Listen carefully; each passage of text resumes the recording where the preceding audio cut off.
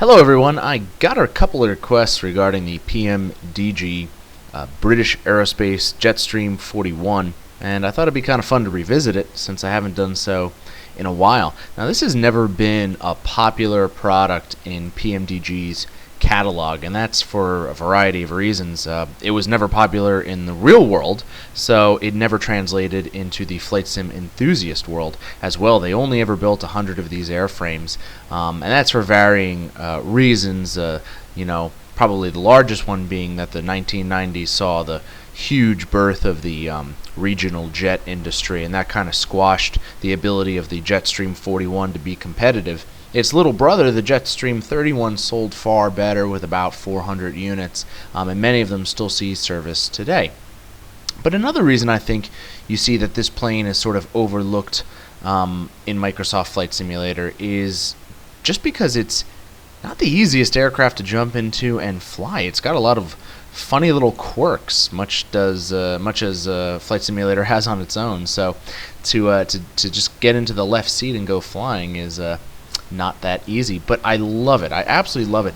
It doesn't feature the systems depth of the newer PMDG stuff like the 737 or the 777, but a lot of that is not because PMDG didn't model it, but because it doesn't exist within this plane. It's a kind of a back home to basics sort of aircraft, and I really enjoy that. But owing to its quirks, it does make it a very unique bird to fly. And for any of you who are watching this video who have already flown it, you'll be well aware with those issues. And you've probably burned up as many engines as I have just in the startup process, or certainly takeoff by forgetting to do just a few simple items on the checklist. So looking outside again, PMDG obviously has done an excellent job with their modeling. The visual representation of the aircraft is spot on. It's absolutely beautiful, but there's a few things I absolutely love about this plane that they did with it. And the first one is just going to be they have an icing model. And that's really nice because the turboprop planes are particularly susceptible to icing because they fly at those mid-range type of levels. And so their icing systems, de-icing systems, and anti-icing systems are going to be just sort of over the top. And you're going to see that if we head on up to the overhead panel here, you're going to see this entire panel. Notice it's the lowest part, okay, on the overhead panel here. Is all dedicated to ice protection, including the air data computers, okay, windshield props, engines, okay, elevators, everything, and even has an auto cycle system on here, so you can set it automatically and it will run through the program. And most turboprop engines, especially those that are the free flow reverse turbines, you're going to see ice veins on them, things like that, because they build up ice accretion inside the intakes for the engines as well. So this has always been a problem, and PMDG did a wonderful job, modeling all of that. Another thing they did was they included this load sheet over here, and it's kind of fun to play with because if you say get rid of passengers, okay, you'll see the subsequent reduction in takeoff weight, and it updates all your figures. But then you can go outside, and you'll notice that the passengers will then be missing from the cabin where they once were there before. So I mean, a little bit of eye candy and stuff like that, but I think that's just sort of a nice touch that they included. You can include another observer in the jump seat right there. You can even include carry-ons in the closet, whatever you want to do, and it's going to give you your takeoff weight down here based on fuel. Now please note, changing the fuel down here does not change it in the airplane itself. It is not a third-party load manager or anything like that. It just really updates the values on this sheet, and you just have to go through the normal channels to change fuel.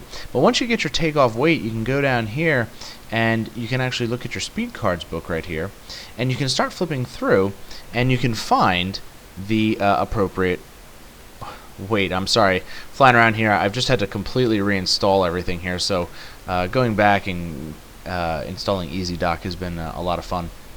Well, anyway, so you can flip through here, and you'll see the takeoff weight down here, and if we increase it, you'll see that all the speeds are updated here with flaps 9, your V1, your rotation speeds, climb out, okay, changing it based on non-standard temperatures, landing, so on and so forth. And then you have to go and manually set, in this aircraft, your speed bugs.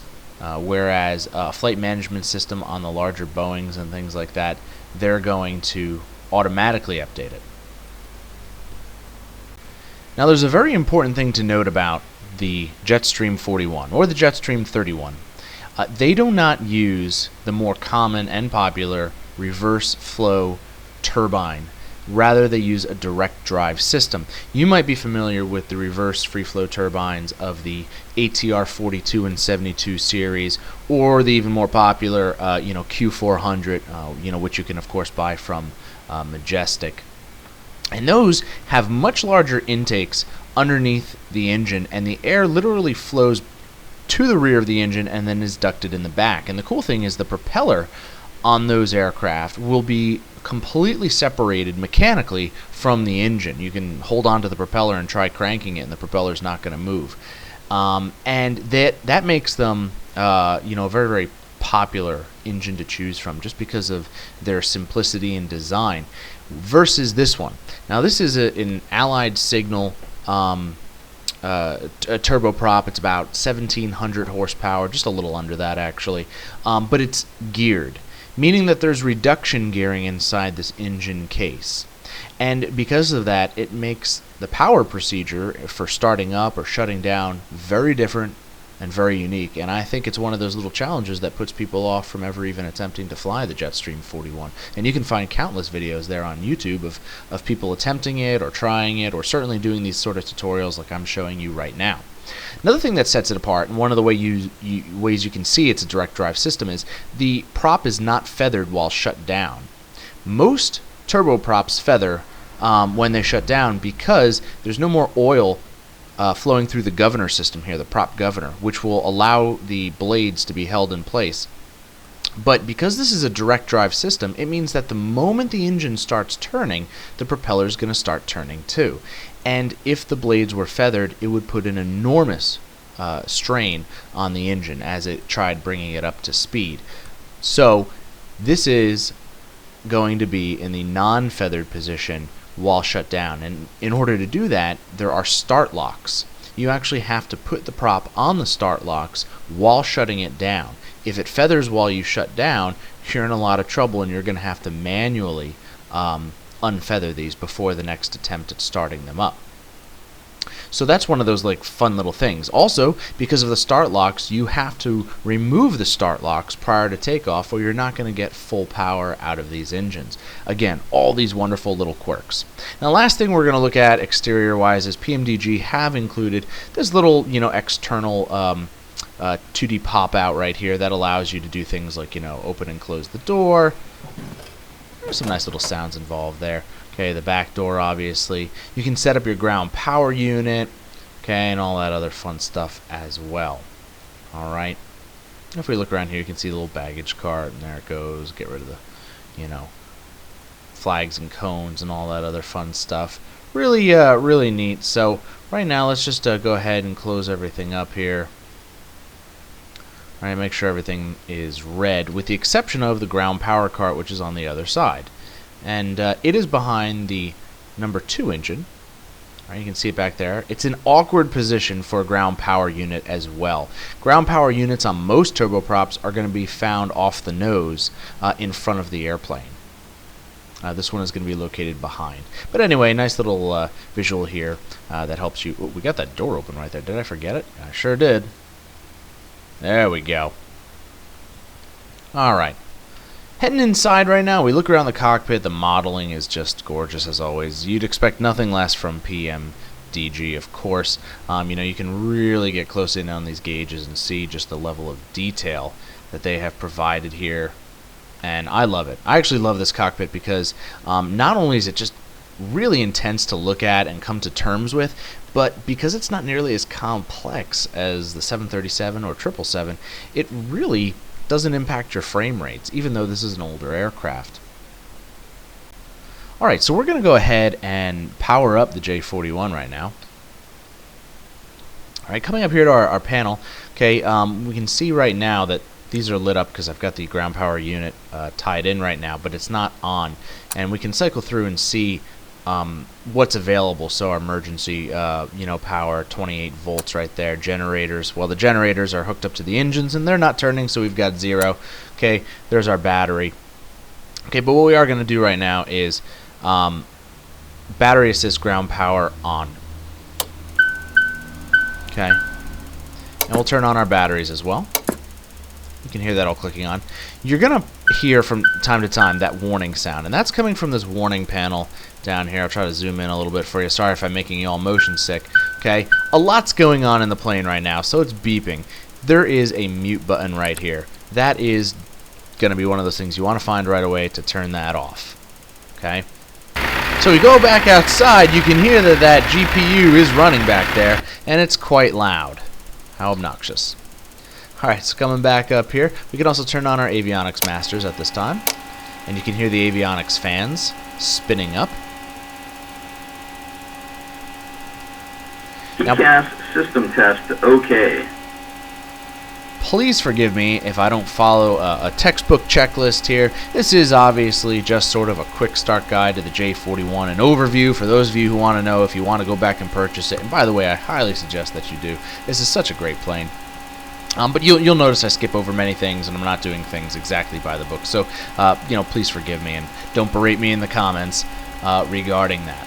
Now, looking around right now, everything's kind of spinning up. We're waiting for our inertial navigation system to align and all that fun stuff. We'll add a few passengers right now. Give a little weight to the airplane.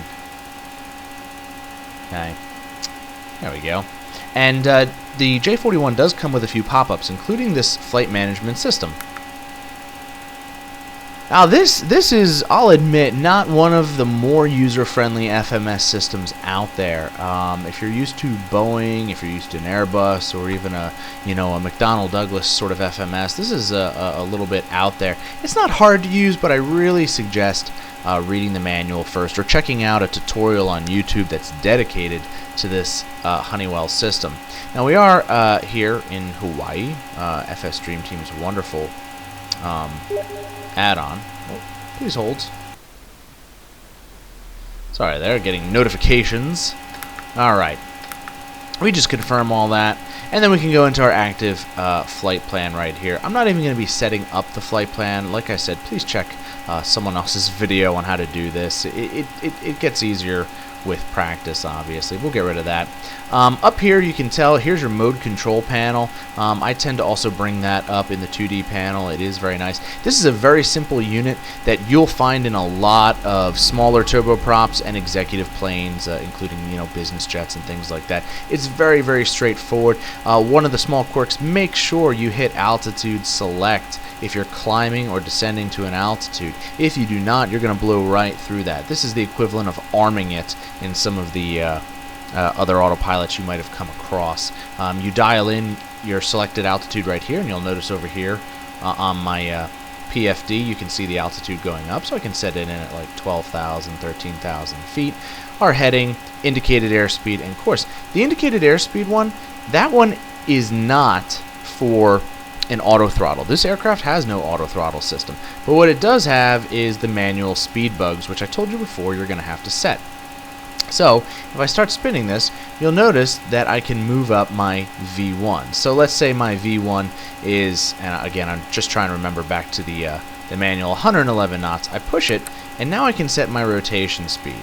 Okay, and let's say that is 115 knots. Again, just kind of making these up. There we go. The inertial navigation system is aligned. There we go. And then, of course, you can also set climb out, V2 speeds, things like that. This is just for reference, okay? That's all it's going to be, but you do have to manually set it in there as well. All right. Now, starting this plane is probably what gets so many people in trouble. It's not complicated so long as you pay attention and you note a few very important things.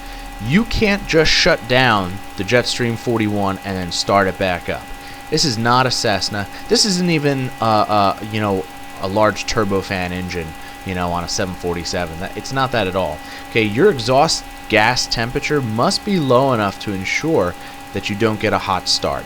If it's too hot inside those engines, okay, the fuel's going to flash before it's ready, okay, and you're going to burn up your engine. So you have to be very careful of that. Okay, they are low enough right now. You can see them still decreasing because the engines are shut down. Now, a proper start. It is on the start locks. You want to make sure that your condition levers are in the taxi position. All right, your throttle right here, okay, should be set to idle, and that was the takeoff warning. You can hear it. Okay, our parking brake is already set. Now, coming up here to the overhead panel, got to make sure no one's smoking. Okay, we have our engine management panel all the way at the top, and you'll notice. Let me close these covers here. I love the sounds. That's great. The little things. I just love the little things in these planes. Anyway, okay, on a tangent there. Okay, here are your start sequence buttons up here. You can do this manually, and you can see that down here, okay, that you have this, and you can manually start the engines, but we're going to keep it in normal sequence for now and allow it to sort of auto start on its own. In order to do that, okay, we need to turn on our standby pumps to pressurize our fuel lines and to ensure they get the required amount of fuel for start. After that, it's just a matter of hitting the start button and monitoring the EGT, okay, like it's a newborn baby. I'm not kidding about that, okay? I have burnt up this plane way too many times. So, let's give it a shot. We're going to start with the left engine first, number 1. Oh, my bad. Start master. There we go. See, I haven't even flown this plane in a couple of years myself. So anyway, start master, left ground, okay. And we're going to start up the number 1 first. Here we go. Watch that EGT. If it spikes, you got to be ready to shut it down.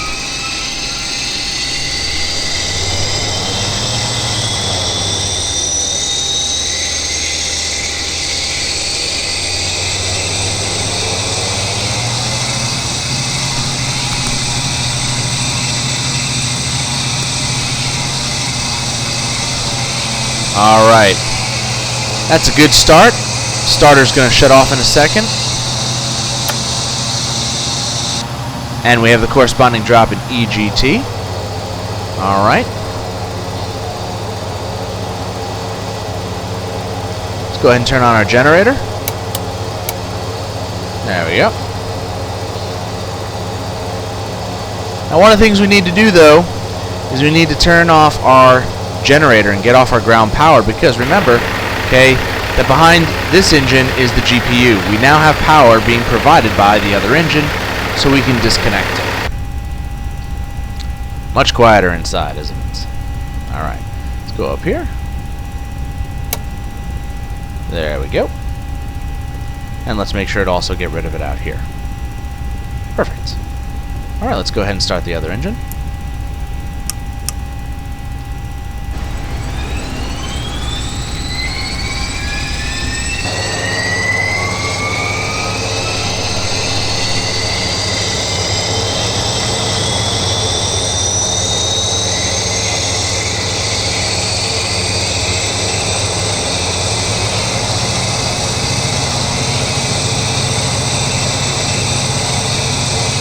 That EGT will climb pretty high during the start process and give your heart a little bit of a scare. But as long as the engines were cool enough while starting, it should be okay. There we go. Alright, let's go ahead and turn on our other generator. Good. Let's also turn off our standby pumps. We no longer need them. And that's it. We're all started up right now. We do have to remove the start locks though. Again, we won't be able to get full power out of these engines until we do so. In order to do that, all we got to do is pull the throttles back into reverse, better known as beta. Start locks removed. And that's it. And you'll hear the co-pilot say that the start locks were removed. Okay. Now you notice the condition levers are taxi and flight. They should be set to taxi for right now. Okay. They'll be used in flight. We'll be putting them into flight just before takeoff. Alright, so let's go ahead and set our flaps right now. We're going to set to flaps 9. Also check your takeoff Flaps trim. 9. Make sure it's in the takeoff range. Again, we're not going to do the weight and balance. We're not doing a full flight right here. The other cool thing, though, is let's take off the mute from the warning panel. Okay, we can test our takeoff configuration to make sure that we're ready to go. So we take off our parking brakes, because that would disrupt that, and press the black button all the way over here on the co-pilot side. And you'll notice that when I press it, I'm getting this warning panel, meaning something is not set. And that's going to probably be these ground spoilers right here. We need to arm them so that if we need to abort the takeoff, they will deploy. Let's try again. And there we go. We're configured for takeoff. Alright. Get a few lights on right now up here. That beacon should already be on. Let's turn on the nav and tail floodlights. And our taxi light. And everything else looks good for now. Clear left, clear right. Now, one of the most disconcerting things about this plane is you're going to add power, but the aircraft won't seem to make any corresponding change in pitch. You know, that lovely sound you listen for as the engines come alive and you get pushed back into your seat on takeoff. You're not going to hear that here. And one of the reasons is, if you check out the RPM of the engines, okay, they're all the way up there right now. Well, they're in taxi range right now. But the RPM doesn't change. Rather, in order to increase the power for takeoff, or rather the torque, if you want to really be accurate here, is the blade is just going to simply rotate and start grabbing more air. It's a unique concept to the direct drive system. So mechanically, it's a little bit more complex than the free flow turbines.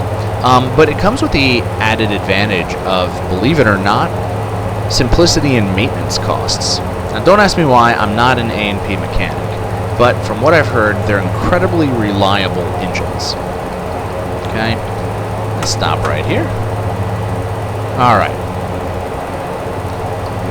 Go ahead and turn off our taxi light, turn on our conspicuous lights, and of course turn on our landing lights and strobe lights.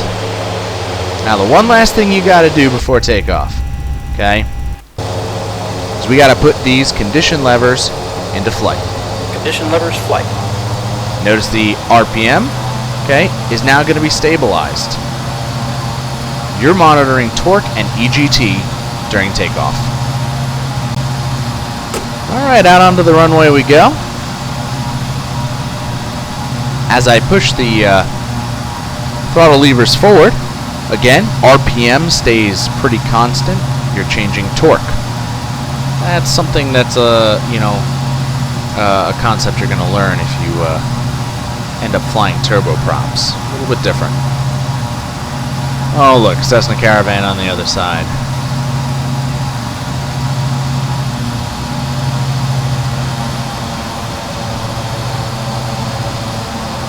And a plane on the runway. Well, we'll just run him over.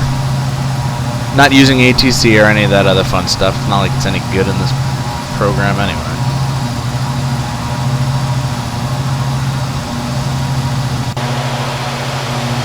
Alright. We're going to monitor torque and set EGT for takeoff. Here we go.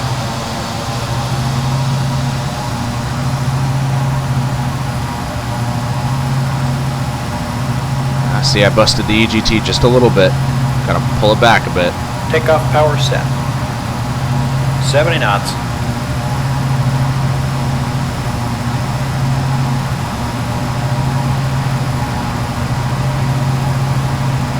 V1, rotate.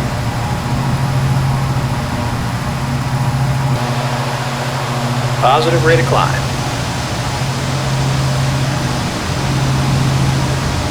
Gear up. Alright, so we're climbing out right now. We've cleared our obstacles. We'll pitch for a little bit of speed and then retract our flaps.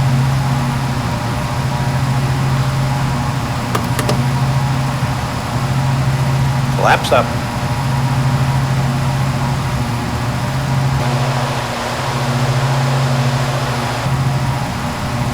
Now, if I wanted to set the autopilot, it's pretty simple. Okay, turn on autopilot yaw damper down here.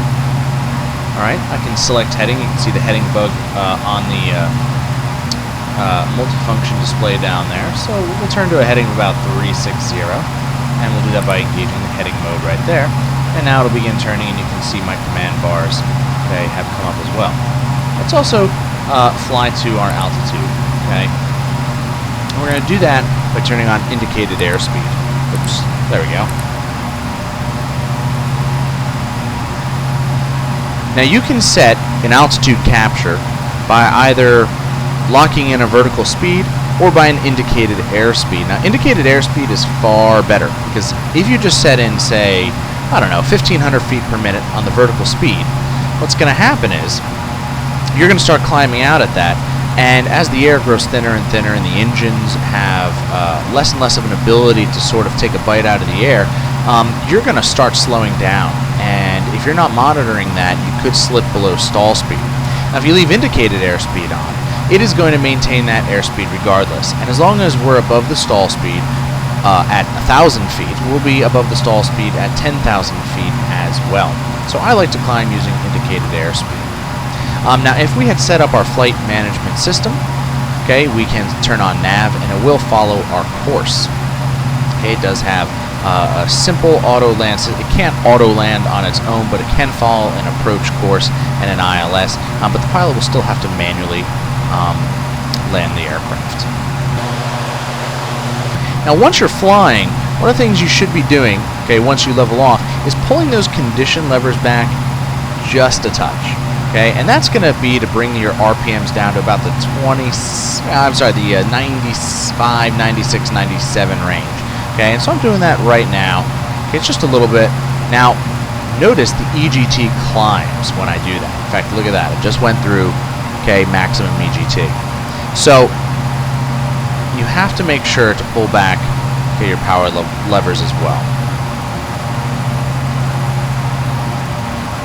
See now?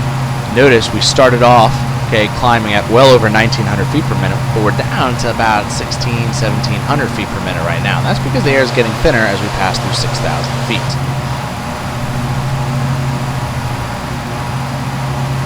Alright, so I've taken the liberty of turning around right now, and we're just going to conduct a quick landing. Not so much to show you how to land this airplane. It lands pretty much just like any other aircraft. However, I wanted to show you the shutdown procedure, as that's pretty important. Hey, gear down. This plane is pretty slippery. Gear down. Make sure you've slowed down well in advance. Flaps 9.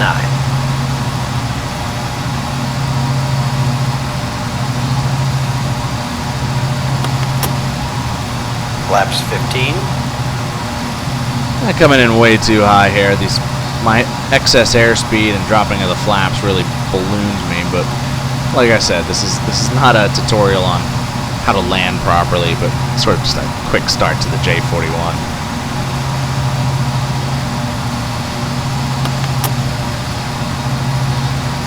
Flaps 25. Flaps 25 is the final flap setup. 500. Yeah, I'm a little fast here. Sink rate. Yes, I know. Sink rate.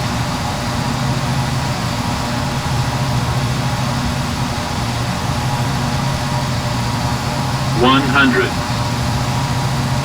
50, 40, 30, 20, 10.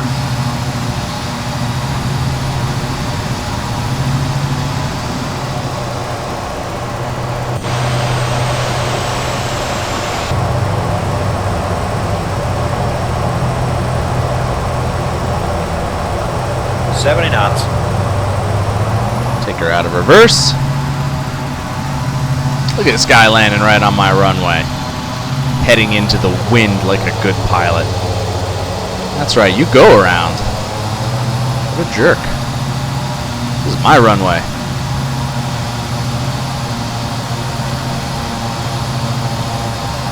Alright, now that we've taxied off the runway, pull your condition levers back to taxi. Condition levers taxi.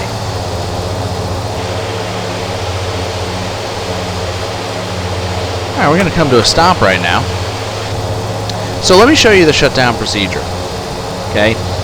there are buttons to shut down. It's not just like cutting off the fuel, okay?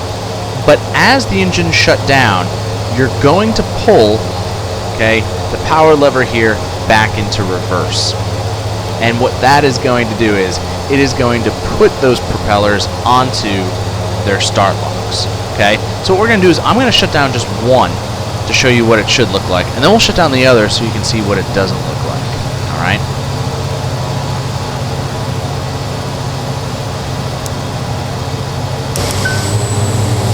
Okay, and now.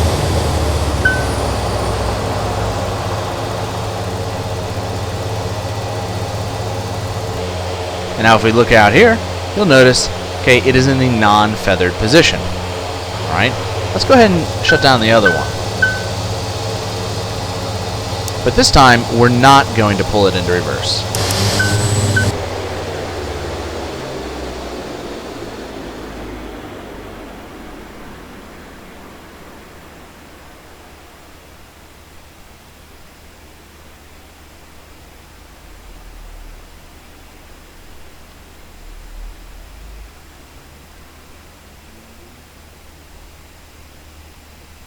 Take a look at this prop. That's in the feathered position. Notice the other one is not. Trying to start this engine, okay, is going to get you a costly bill of replacing this turboprop. It's not going to happen. Even if we tried to start it right now, we couldn't do it anyway because of the high exhaust gas temperature. Let me put this on mute right now. By the way, a very common issue is if you have the condition levers in taxi and you go to take off, you're going to notice you don't exactly have as much power as you once thought, but as you advance the throttle levers forward, okay, your engines are going to overheat, the EGT is going to go through the roof, and you're basically going to just melt the inside of the turboprop itself. Okay, now there is a procedure, and you can look that up, okay, using these latch release buttons right here in order to get them back on their start locks. It's not fun or easy to do, and that's why I recommend making sure to follow through with the shutdown procedure. Oh, hey, Mr. Caravan, how are you? Okay, and going back up here, let's just turn off our lights. You can get up and move around the cabin now. All right, excellent, good, good, good, good. Okay, avionics off. Generators and batteries. Not all in the correct order, obviously. Don't really care. Like I said, just a quick start video. Anyway, that's the J41. I love this plane. It's a challenge. It's a challenge because it really keeps you thinking. Because it doesn't have all of the autopilot automation of larger airliners, because it has some complex procedures, okay, it's going to keep you on your toes. And then fly it in bad weather and see exactly what that icing does to this plane, and you're going to be breaking a sweat. So I highly recommend it. It is the PMDG British Aerospace Jetstream 41. Hope you've enjoyed the video. If you have any questions, certainly leave them in the comments section below.